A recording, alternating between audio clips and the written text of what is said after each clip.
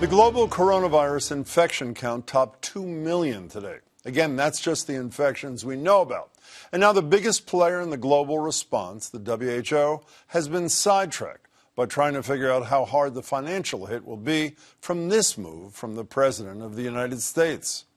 Today I'm instructing my administration to halt funding of the World Health Organization while a review is conducted to assess the World Health Organization's role in severely mismanaging and covering up the spread of the coronavirus. Many countries said we're going to listen to the WHO, and they have problems the likes of which they cannot believe.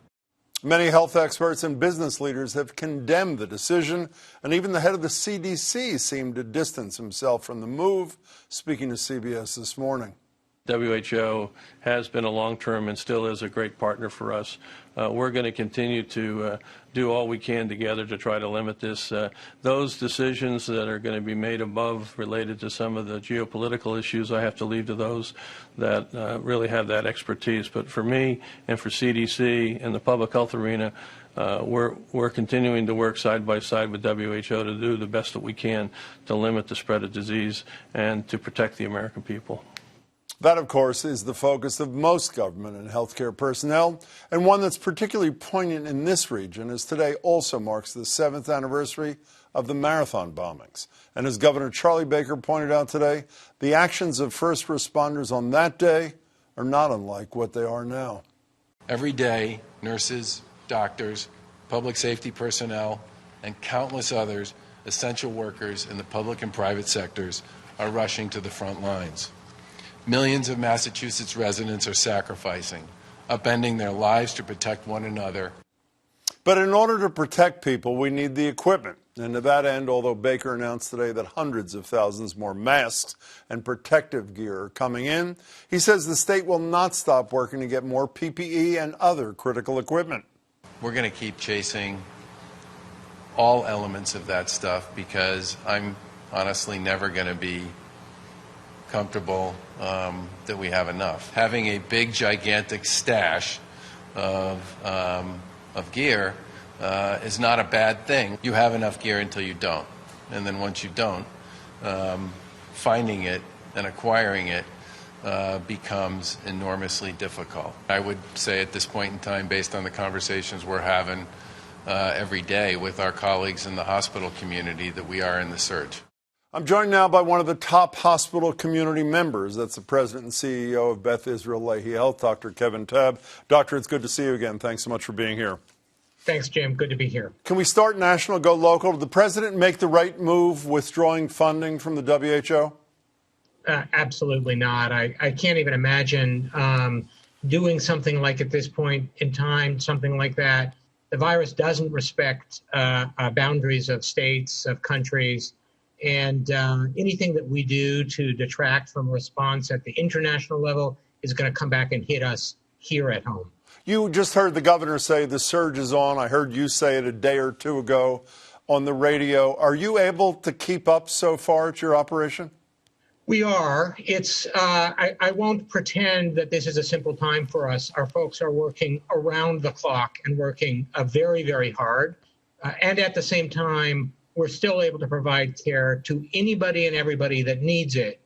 We're following it closely. The governor mentioned that we're in contact daily so that we understand what's going on in the rest of the state. And at the moment, we're still able to keep up with everything that we need to do. Meaning ventilators, ICU beds, you're fine on that front so far?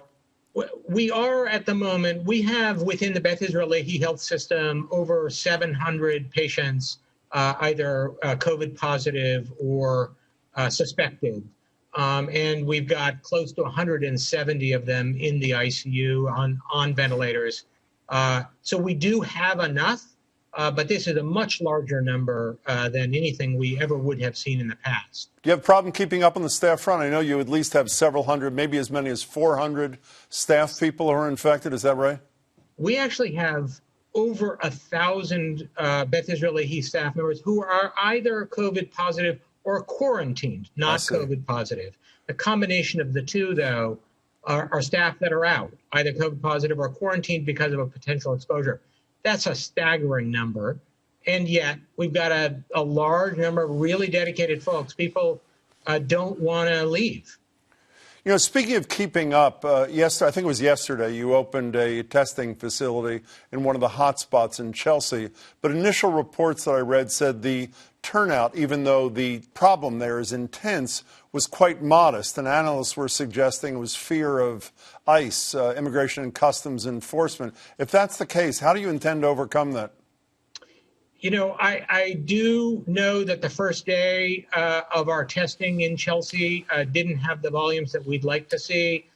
We're willing to do anything that we need to do. We'll go out into the community. We want to reassure people that this is safe and it's important for them.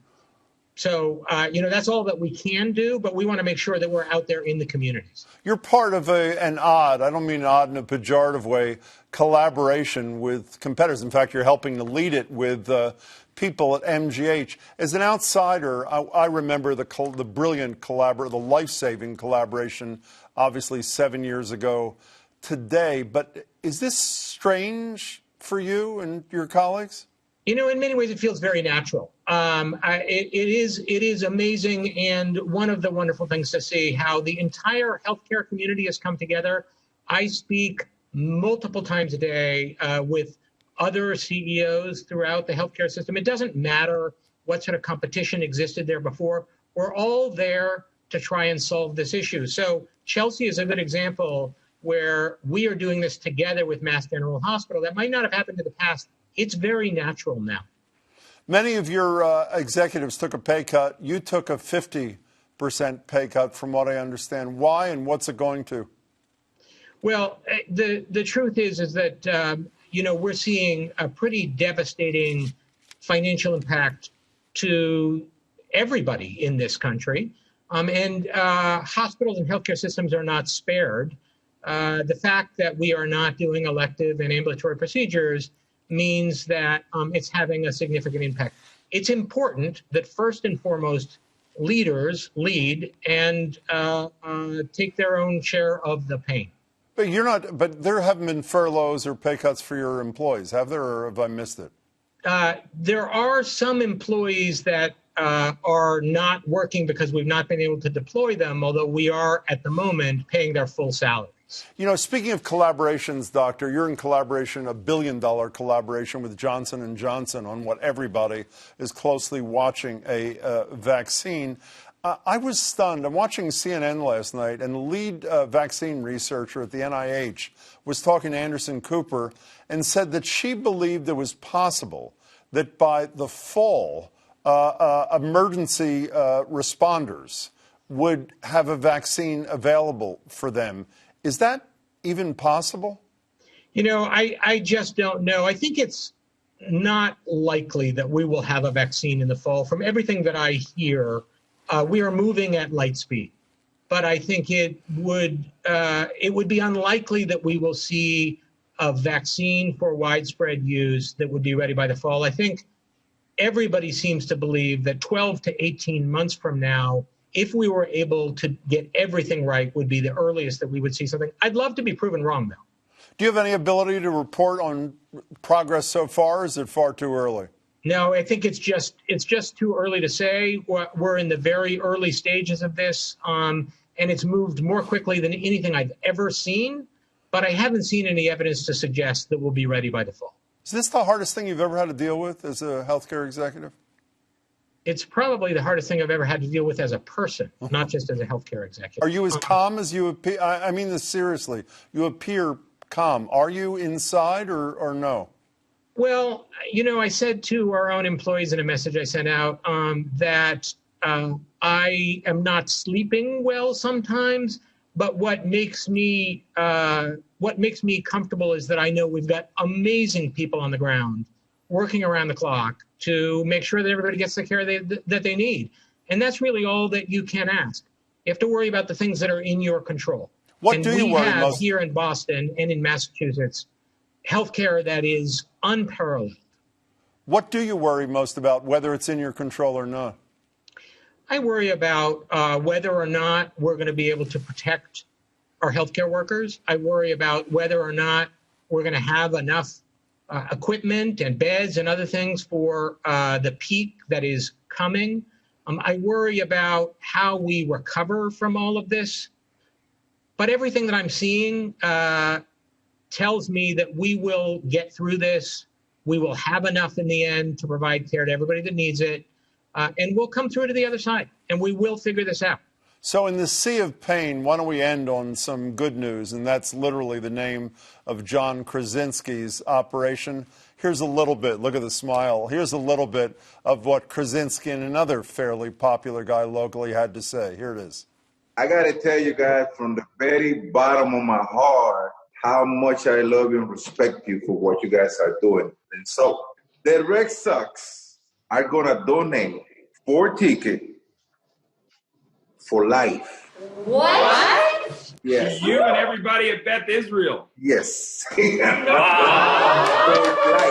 I love that. What'd that do for the mood at your place, Doctor? You know, it is such a, it really gave us such a lift in spirit, and we are so appreciative. That's just the kind of support that we need. And I have to tell you, there's been an outpouring in the community. It's really amazing to see how much support we're getting. Glad to hear it. You deserve it, Doctor. Thanks so much. Talk to you again soon. Good luck. Thank you. Dr. Kevin Tabb.